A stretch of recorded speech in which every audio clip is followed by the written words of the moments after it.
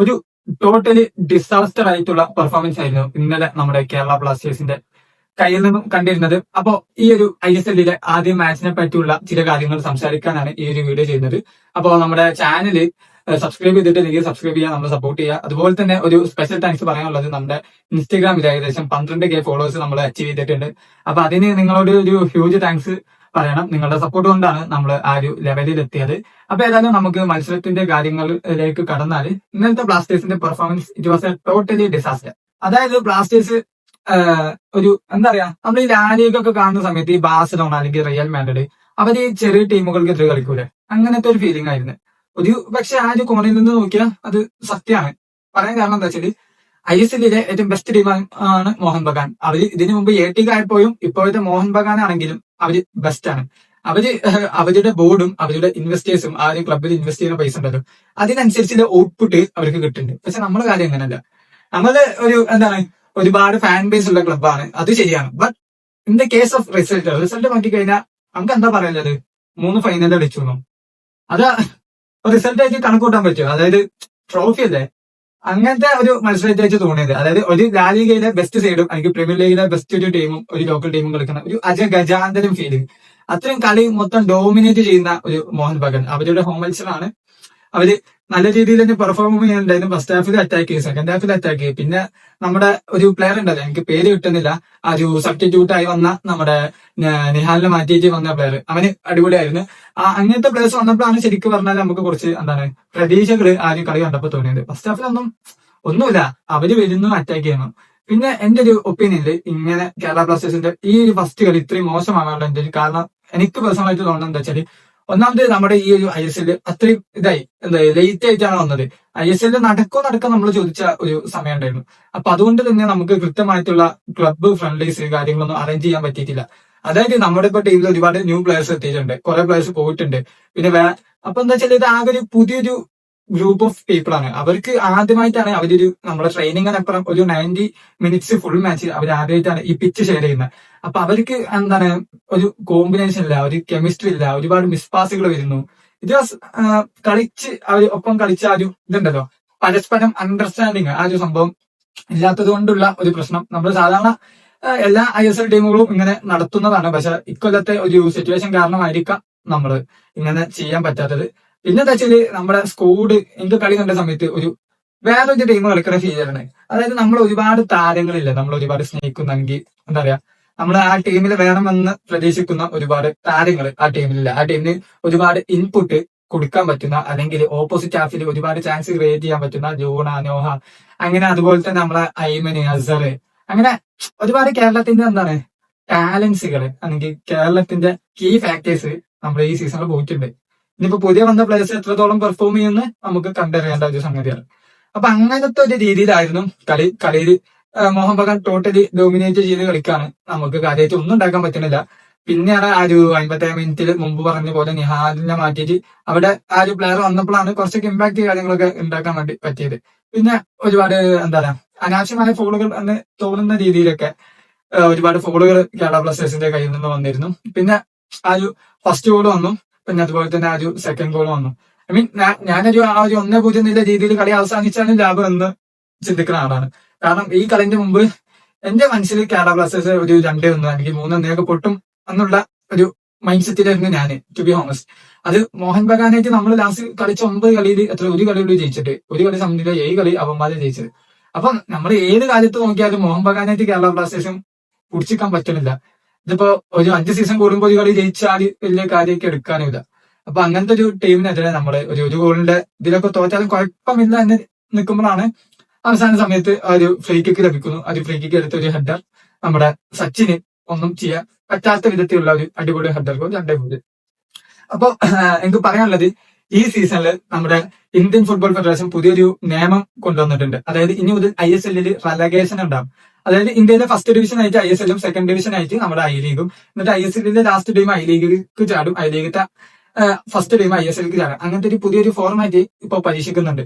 അപ്പൊ ഇക്കൊല്ലം ISL relegation ഉണ്ടാവും. അപ്പൊ ഞാൻ റെലഗേറ്റ് ആവുന്നില്ലതാണ് നമ്മുടെ ഒരു അടുത്ത ചോദ്യം. അല്ലാതെ semi final, to be honest, നിങ്ങളുടെ അഭിപ്രായം പറയട്ടെ, ഈ ഒരു ടീം വെച്ച് നമുക്ക് സെമി ഫൈനൽ എത്താൻ പറ്റുമോ? പേഴ്സണലി എനിക്ക് തോന്നുന്നില്ല.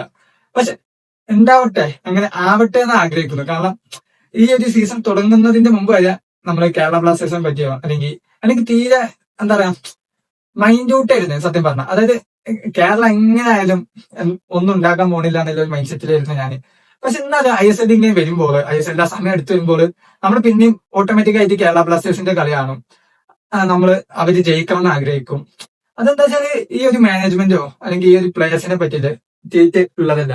നമുക്ക് ആ ടീമിനോടുള്ള ഒരു ഇഷ്ടമുണ്ട്.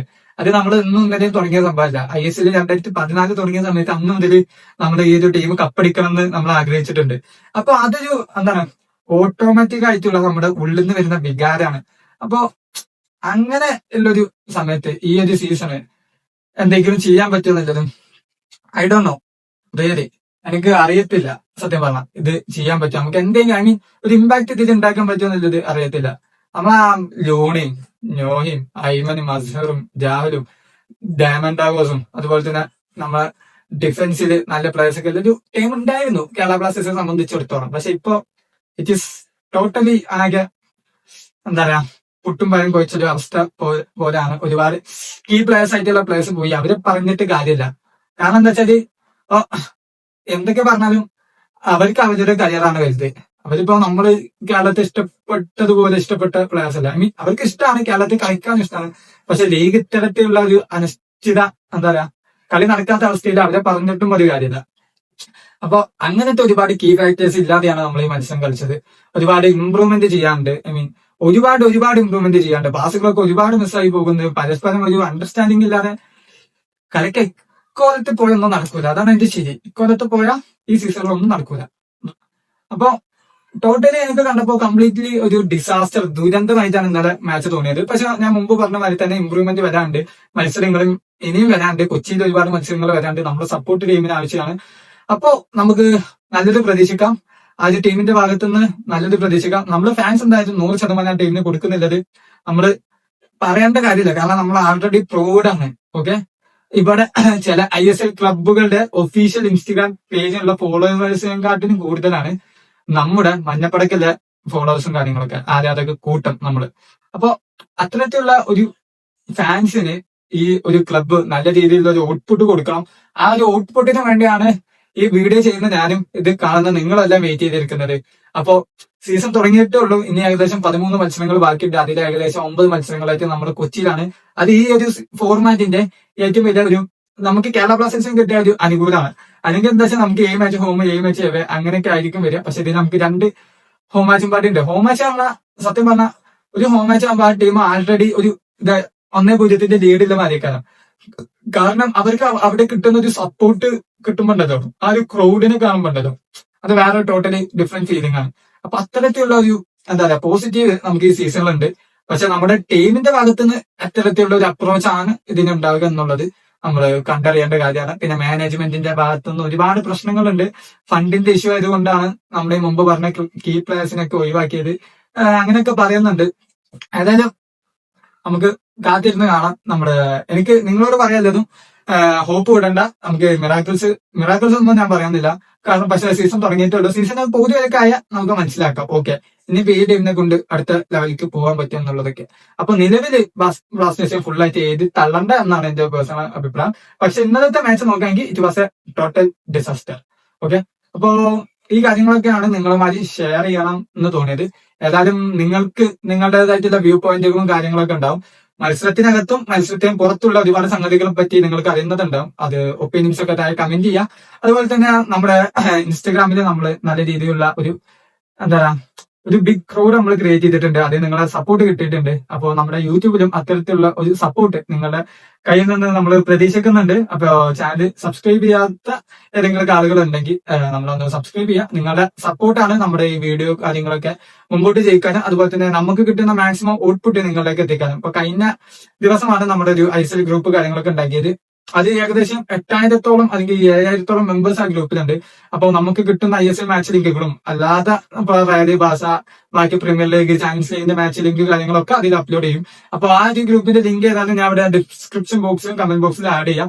നമ്മളിത് ചെയ്യുന്നത് ഒരു രീതിയിലുള്ള ഒരു എന്താണ് പണത്തിന് വേണ്ടിയോ പൈസക്ക് വേണ്ടിയോ ചെയ്യുന്ന പരിപാടിയില്ല.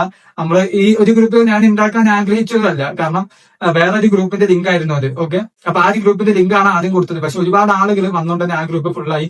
അതിനുശേഷം ഞാൻ ഏകദേശം 8 ഗ്രൂപ്പായിട്ട് ക്രിയേറ്റ് ചെയ്തിട്ടുണ്ട്.